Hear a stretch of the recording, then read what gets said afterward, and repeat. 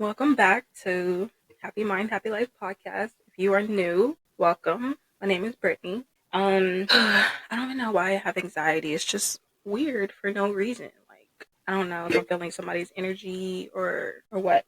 But let's get into it. All right, today we're going to talk about relationships, trauma, and coping mechanisms. I took a bunch of notes on my iPad because there was a lot to talk about. There was a lot to unfold. All right, so I did do like a little question thing because when you're in a relationship, you're such a different person. So like to define a relationship or what a true definition of a relationship is, I think everybody has their own way of defining a relationship. So for me, it'll be like equal partnership. I think just equal give and take, reciprocation. I'm a giver, but sometimes I fail to receive.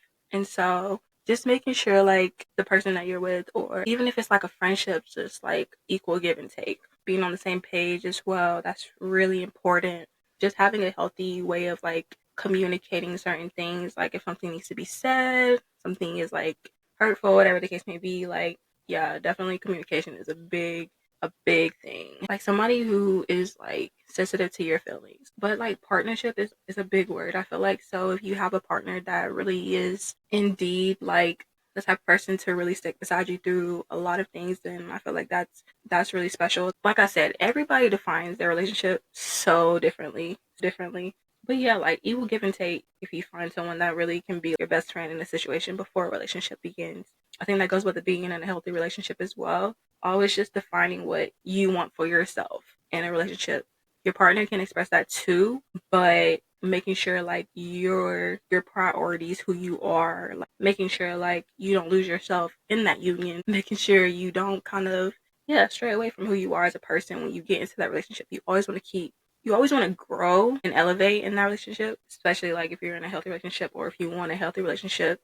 Like defining like the goals that you want, making sure like you find a partner that kind of meets that itself. I mean, you have to kind of like manifest or affirm like the things that you want, putting it out there into the universe. Like it's hard, but like I think like evidently once you practice certain things that you don't want to, I was about to say complete, but it's not complete, things that you don't want to repeat in a situation that you've already done before. Like get to know your partner before you get to really know them, if that makes sense. Ooh, why is it that people attach themselves to a relationship to feel loved rather than loving themselves first? Oh my goodness. I think it's a natural thing, I feel like, because depending on like how you've grown up or just what you've grown up to just see and stuff like that, it can play a major role in what you experience in your relationships. Like you might like somebody that's already in a relationship, and then or you attract people who are in a relationship already, and then that's the only thing you're attracted to, so it tends to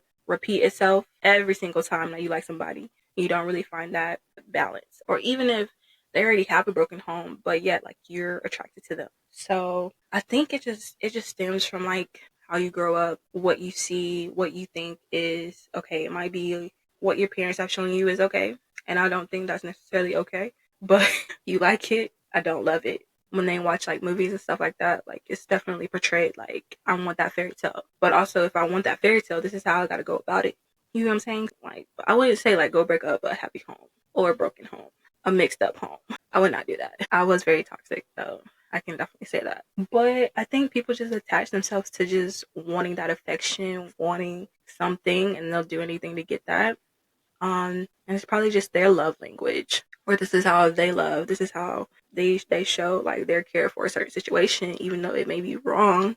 And I don't always agree with everybody's love language. Like I say, like people just show their love in different ways, but attaching themselves to things that are just not healthy is just not the way to go about it. I think that's why a lot of people just have a major error with just again attachment. Like they don't know how to love themselves first before putting themselves in a relationship.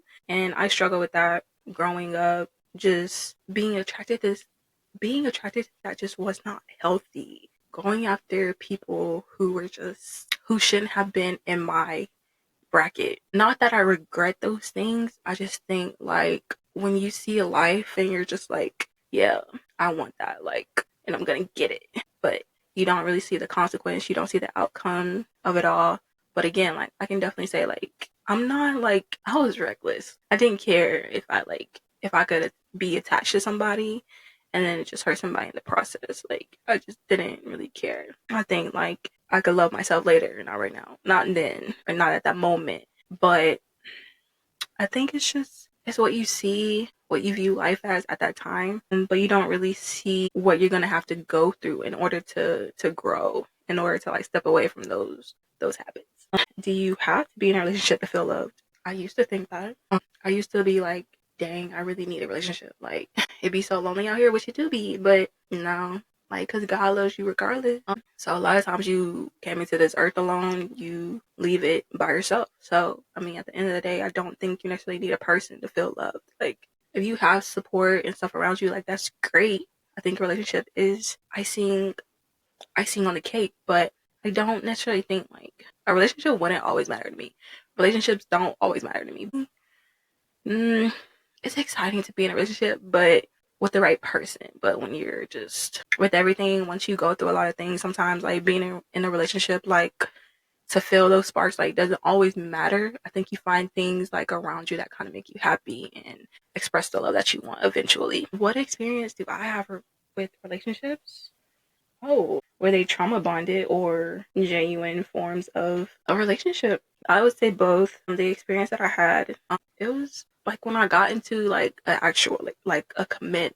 I didn't even want to get in a relationship in the first place, but once I did get into a relationship, it was devastating. Like it was not what I expected to experience. It became like a heartbreaking situation. It became excruciating, like disturbing. It was definitely trauma added to it. Like, I wouldn't even call it love. It was definitely disturbing, very disturbing. I'm not saying Octavia is a bad person. I just think like we were really young at the time. And I wouldn't say we were both mature. I just think like I've never cheated. Like, I've never cheated.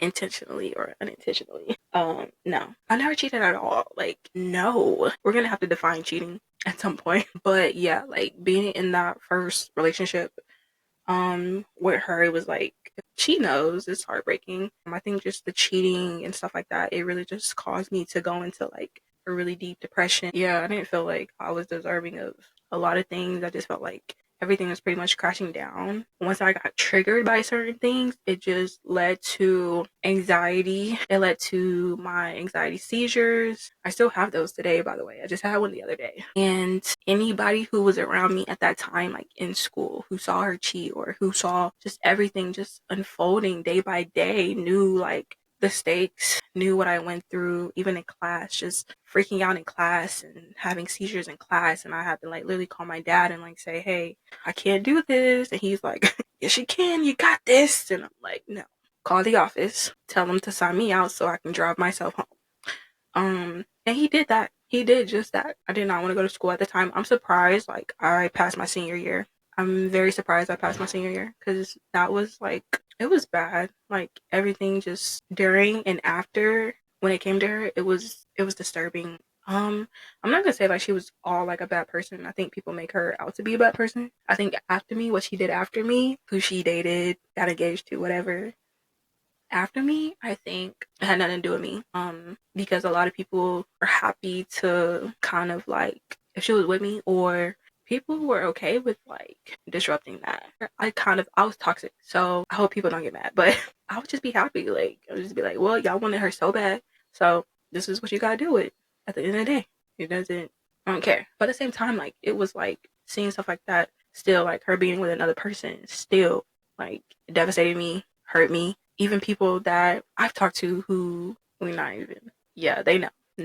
But I think like evidently like his life, I feel like I've never like not supported her. Like today, like if I saw her or whatever, like we just crossed paths, like I would say, hey, you know, all smiles here. Like it's kind of like I think now like we had time apart, but because this relationship was like over 8 years, but now like I feel like we're if we saw each other possibly like yeah we'd speak, say hey whatever, keep it pushing, keep it moving. I support her. Hopefully she supports me, but it is what it is. Like I have no control over how people may feel, and I think when you are not ready to leave, you just deal with whatever.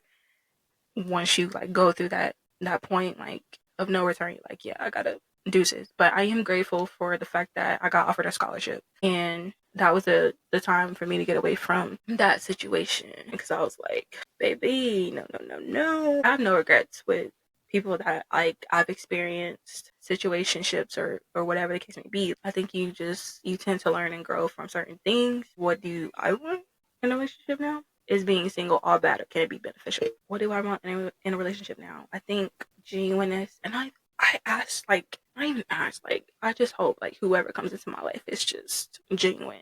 Reciprocation is a big thing for me. I think if you love cereal, I'm all down. Like Captain Crunch, especially like the berry kind. I'm all down. I don't think being single is bad. I've been single for like 2, maybe 3 years now, and it's really not. In the beginning, like, yes, it was like very hard, but growing and healing into the person you aspire to be, I think has really been helpful. Because I can say like being sensitive is a trait that I possess. Like, I don't like being hurt or whatever. Like, don't hurt my feelings. Period. But I think like when I see relationships now, like, it's just not that. I think people love toxicity. Once you love somebody who's all over you, you be like, yeah, if you do this, I'm gonna do this to you. Like, no, I don't like none of that. But I do like a slow burn. A slow burn, being friends, all that, again, to another person, and then possibly moving into a situation. But I don't want to be the type of person to force things, force situations, and I feel like I've always forced things when or people who I'm attracted to, and I don't want that to be like an outcome to have something be hurtful in the end, if that makes sense. Like, no, like, we don't have time for all that. But I'm not rushing to be in a relationship now, and it's not all good. I think like being single, you really just take care of your mind, your health, being, evidently there is just a time where you just look at the cycles. So, I mean, now I'm like, what do I really want? Like, do I want to date myself, or do I want to put myself back out there? So, it's an up and down situation. Can't say the same for everybody else right now. Would I take any of my exes back? Would you take any of your exes back? That's a good question. I'm gonna say no, but then I'm always like open to a better outcome. Um, and so I think, we're gonna say no. Right now, we're gonna say no, but we're gonna say we're just open to positive outcomes. Specific exes, we're gonna talk about that later. Oh my goodness. Yeah, that is for another topic.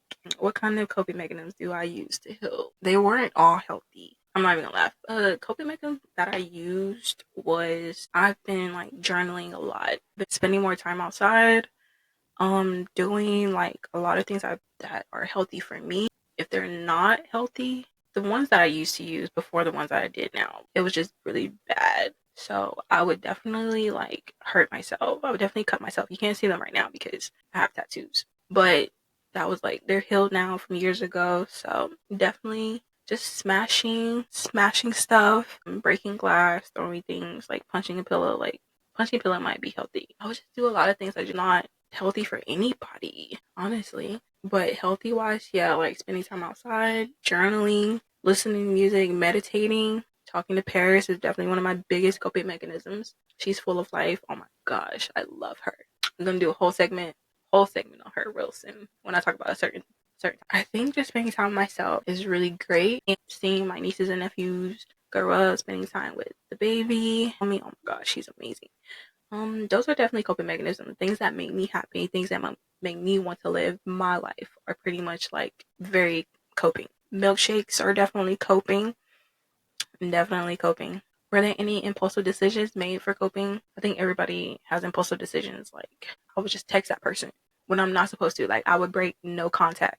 I've done that multiple times. Not supposed to. Block them. Yeah. I've used other people's phone to go on their social media. I've stalked social media. I've just rolled by their houses. These are just impulsive decisions that are not, they're not good. They're not healthy. I'll just do a lot of impulsive things, thinking I would get like a reaction of what I want to hear. Evidently, I get upset because why did I just do that?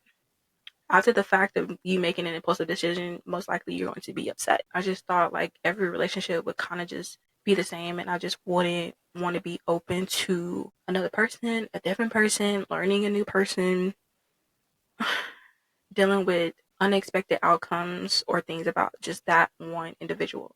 That was just trauma, people being judgmental about what I do with my life. It was just a whole lot of brain thoughts of overanalyzing. It was just, y'all know, once y'all get heartbroken or whatever, like you just go through these like sad moments, like you can't eat, sleep, drink, whatever. Like depression too.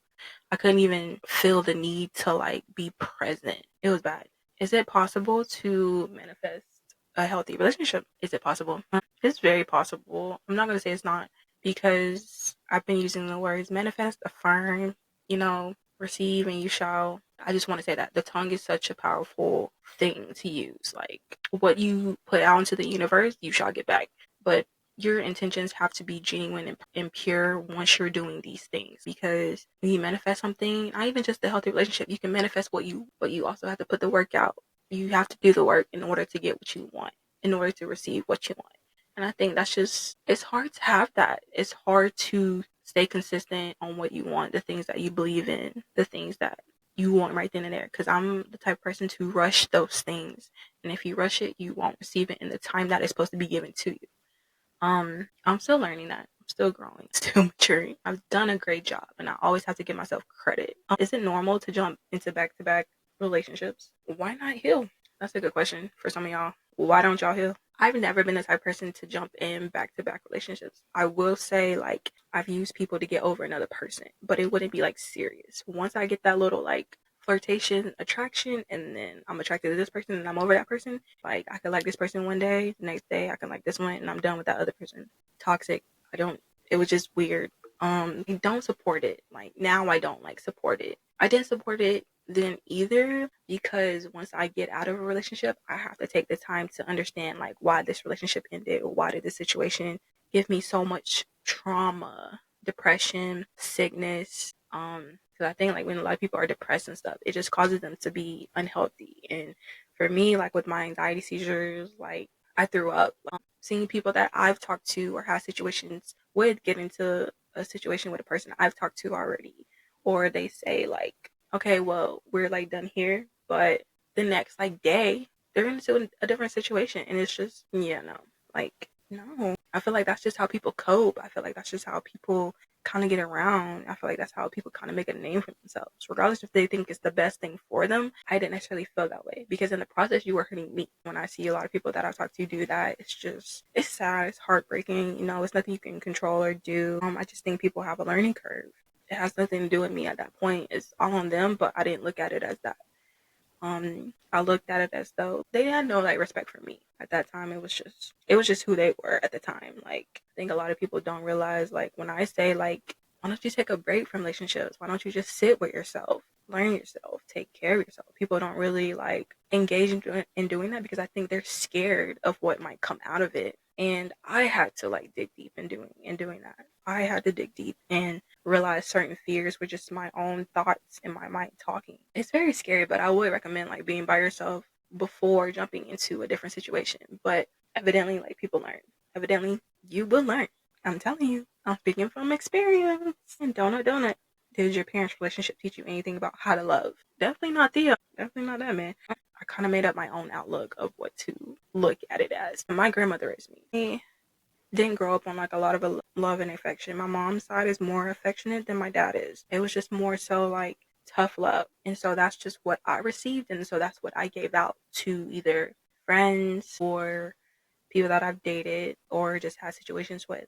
I never spoke up for myself in situations that was like either disrespectful to me coming from an adult when I'm a child. And then it just came like a sensitive thing. If somebody talked to me about something, if I made them upset or whatever the case may be, I would not take accountability. It would just be like, well, I wouldn't say like, this is just what I've been taught. This is just what I've grown up into. And I'm not sure how to use the words of like, I don't want that feeling no more. I want to be able to, I want to be able to gravitate towards something that is healthy, and maturing. But I didn't grow up in the best kind of love ever. So at this point in my life, or just during my 20s, I've just been trying to teach myself what I can endure that is loving and healthy. I'm hoping other people get to experience that as well. I'm not even gonna lie. What bothers you the most about when people you dated or like get into other relationships? I think when they get into other relationships, they have to explain like what happened in the past. But a lot of times, like they play me out to be like the villain, and it's really not like that. Because if you ask me, I'm gonna be blunt and direct. But I don't get mad when other people get into situations sometimes. I think it's just the principle of how they go about it. Like if they tell you one thing and then they end up doing another situation, another thing, like it's just a lot of people that I've had like either relationship with, situation, whatever, like I haven't heard like them take accountability for the things that they have caused. They've erupted into my life. I don't ask for an apology or none of that. Like I've been good without apologies. Honestly, I don't tell people like you owe me one because a lot of time has passed, and so it doesn't mean like you still owe me something at the end of the day. You feel like you don't. I don't feel like you do. It is what it is. I think a lot of times they be acting like they're the ones who got hurt and they didn't do anything wrong. Like it's mind blowing the way people's minds are set up to believe like they are the victim in the situation. Is me. Do you have do you have a victim villain mindset? Both. I think as a child, like I've grown to just be like, I didn't care. I was like, yeah, I'm definitely gonna play victim. And then on top of that, I was a villain also. In relationships as well, I was like that too. I'm not gonna lie. I think just to get my way in certain situations, that's just what I gave out. But also like growing up, being an adult and stuff like that, you do grow to have like a victim and villain mindset with your own mentality. And it kind of disrupts the balance of certain things and how you look at certain perspectives. But no, it's not fun. I dislike it because I don't want my mind to be a victim or a villain. Like I want to be able to correct my wrongs when the time comes or just in that moment because I don't like waiting on certain things. Like I'm a girl that likes to get it done. Am I scared to commit to another relationship? What fears surround that? I don't think I'm scared. Yeah, I'm not scared to commit to a situation. It's just I think I just always have a fear of just wasting my time. Like, but I think if I go into it with the right intentions and stuff like that, and then going with the flow, I think I'll be okay. Just having a fear of just wasting my time. Like I don't like nobody to play with me or nothing. Like even as friends, like I don't like nobody to play with me, not even as families and stuff. I don't like to be played with. Like I can commit, but are they ready? Like what healing have they done? Like but I think like the right person will come at the right time to show me like there's nothing to be afraid of and reassuring me like you good. You good. What does self love, self care mean? I hope people are taking like self care days and like actually like committing to themselves. Self love, self care, like taking yourself out on a date, enjoying spending time with yourself, getting to know yourself, like doing things that learning yourself, like showering myself with gifts. I love doing that. So if you see me just buying like graphic tees or something, that's really just me doing like self care things, like or playing my game, my PlayStation. Do I think it's hard to love somebody from a platonic perspective? Let's talk about it. Yes, yes, and more yes. Going from liking somebody to platonically looking at them as a friend has been it's a very hard thing to do. I think once you love somebody completely and deeply, like looking at them as a friend is very hard. So I think that's why a lot of people just kind of cut the cord and just leave it at that and don't really try to revisit it. But I think I've gotten to a point like where if I'm doing it now, then I can do it again.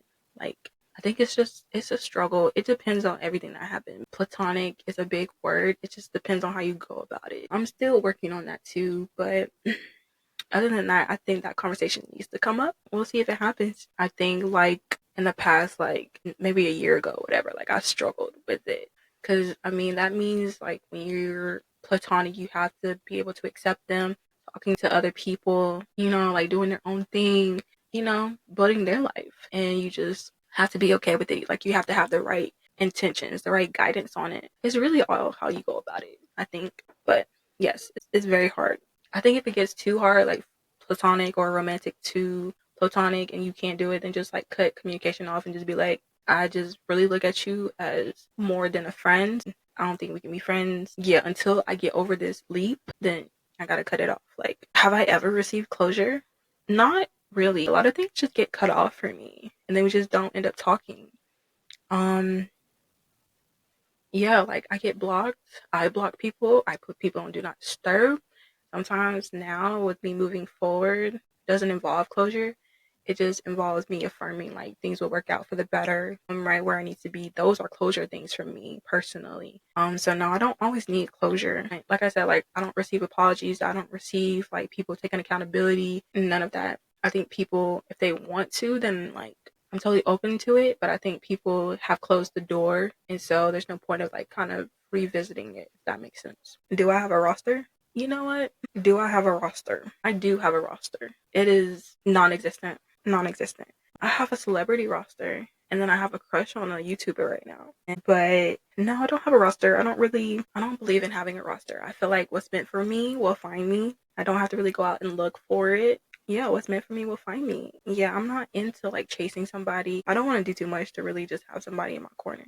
That's just not me. Do I believe in having multiple? I think that's the same thing with going as a roster, like having multiple partners at the same time, like dating multiple people. I've never done that. I would never do that. Like it's too much cheating and like too much. No, I would be laughing probably like the whole time. I'm not that kind of person. I don't move like that. I don't know how to move like that. I might have to ask a sibling. But no, I do not want to mess up my healing journey. If you know, you know. I just think evidently like everything that I've experienced with going through a relationship and stuff like that has been very eye-opening. I wish anybody who I've talked to or whatever like the best, and I hope like they find what they're looking for. You know, I hope they wish me the same thing.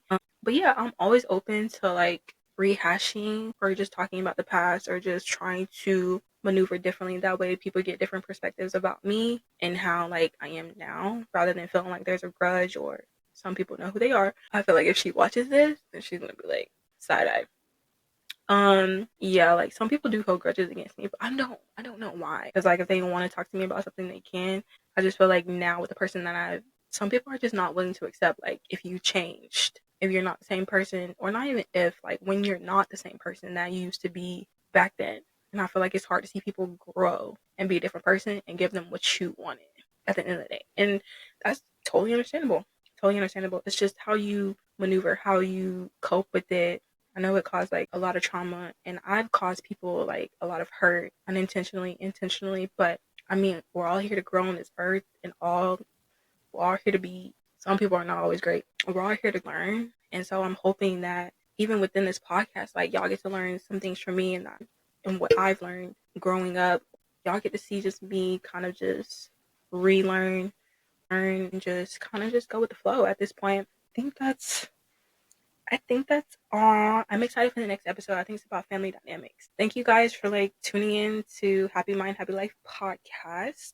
I'm excited to post this one. I hope you guys enjoyed the episode. My tags for socials will be at the bottom of the video. Yeah, make sure you comment, like, and subscribe. Because I'm moving soon. I think that hopefully I can get a new episode in by the end of the month. If not, it'll be like the beginning of next month before school starts. But yeah, I appreciate y'all. I love you guys. Thank you for tuning in to Happy Mind, Happy Life podcast. Again, make sure you comment, like, and subscribe. Peace.